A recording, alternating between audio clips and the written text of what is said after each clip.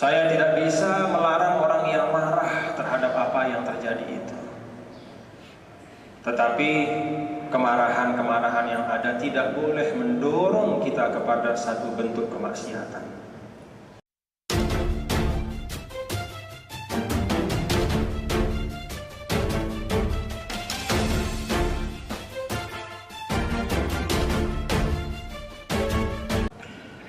Bapak-bapak dan jamaah sekalian, sejak kemarin beredar berita yang terkait dengan apa yang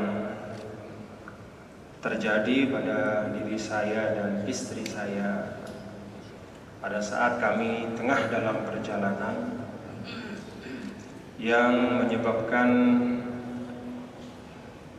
suasana dan kondisi yang kurang nyaman bagi banyak orang. Terhadap itu, bapak-bapak dan saudara-saudara, saya ingin menyampaikan beberapa hal. Yang pertama, bahwa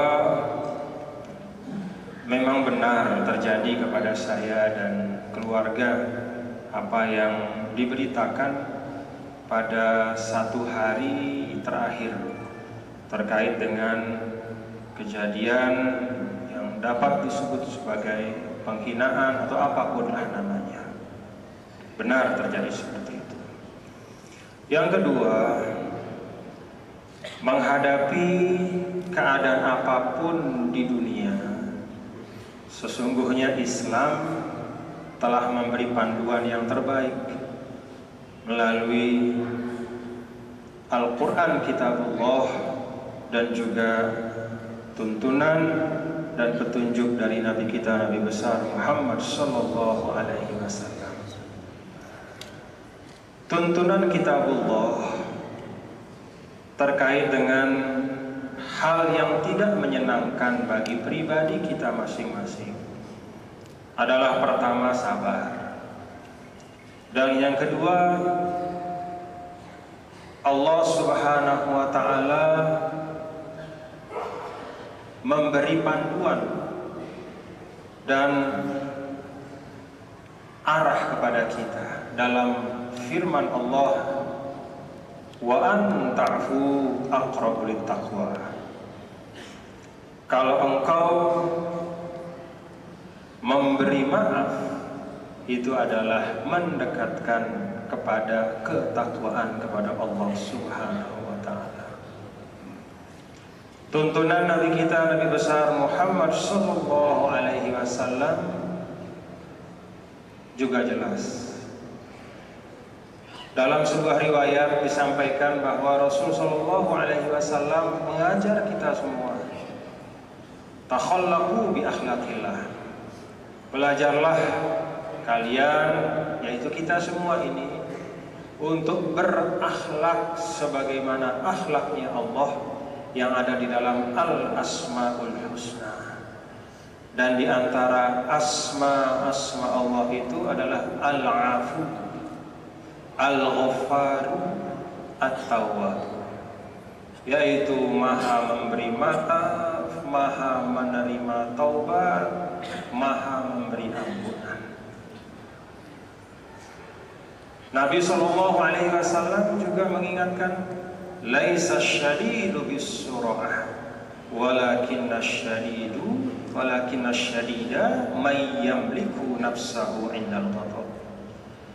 Bukanlah yang hebat di antara kalian itu yang menang dalam tarung atau duel, tapi yang hebat di antara kalian itu adalah yang mampu mengendalikan dirinya pada saat dia marah. Dalam konteks yang kolektif sebagai satu masyarakat, maka hadis ini bisa kita analogkan masyarakat yang hebat adalah masyarakat yang mampu mengendalikan dirinya, menjaga akal sehatnya, meletakkan tuntunan agama, kebangsaan dan kemanusiaan di atas segalanya. Itulah sebagian kecil dari tuntunan agama yang kita terima dari Allah dan Rasul-Nya. Oleh karena itu, bapak-bapak dan dan saudara sekalian, saya meminta kepada kita semua agar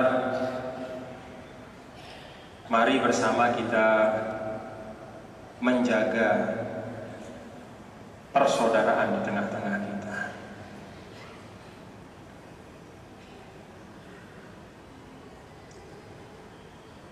Mari kita jaga keutuhan dan kebersamaan kita. Jangan terprovokasi dalam bentuk apapun. Lelah kita bangun NTB ini. Kita sayangi bumi Allah NTB. Mari kita rawat dengan sebenar-benar cara kita merawat sebagai bagian menunaikan amanah kepada Allah Subhanahu wa Ta'ala. Insya Allah, bapak-bapak dan saudara-saudara, Allah Subhanahu wa Ta'ala itu Maha Adil. Mudah-mudahan apa yang terjadi pada diri saya dan keluarga itu jadi pembelajaran bagi semua kita sebagai bangsa, bahwa tidak boleh ada sekelompok yang merasa dirinya lebih dibanding yang lain. Apakah karena lebih banyak hartanya kah, ataukah faktor-faktor lain, apapun namanya. Islam mengajarkan kita amanu wa amilus sholihat. Itulah ukuran kita sebagai manusia. Mari kita mengisi hidup dengan amal soleh. Jadi tidak boleh ada, dan insya Allah kita yakinkan bahwa di Nusa Tenggara Barat, dengan keragaman kita umat Islam di Nusa Tenggara Barat ini, umat Islam yang banyak jumlahnya, harus bisa mengayomi dan menaungi, menyamankan, mendamaikan, menenangkan.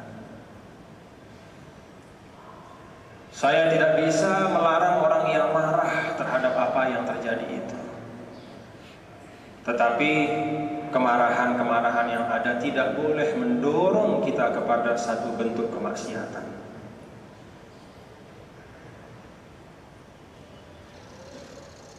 Tetap jaga keamanan dan kenyamanan, jaga ketenangan. Dan ini pelajaran bagi kita semua bahwa sebagai bangsa ini, ya kalau kita mau berbangsa dengan baik, mari kita tulus, ikhlas bersama-sama dalam satu negara kesatuan Republik Indonesia, dalam satu tempat yang kita sebut dengan Nusantara, bumi pertiwi, untuk kita di NTB kita. Jangan ada yang merasa dirinya siapapun itu melebihi yang lain. Jangan ada yang membiasakan diri untuk merendah-rendahkan kelompok yang lain. Dan insya Allah saya yakin umat Islam di NTB punya kesabaran dan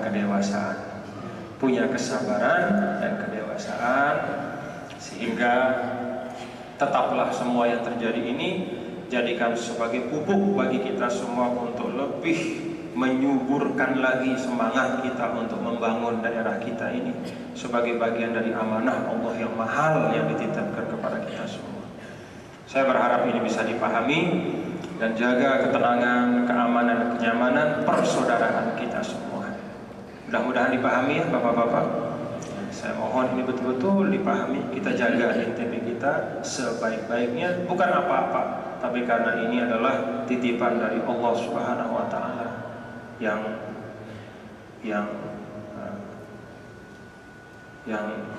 maha agung dan maha mulia. Kita jaga bersama. Demikian, wallahu muwaffiq wal hadi ila sabilir rasyad. Wassalamualaikum warahmatullahi wabarakatuh.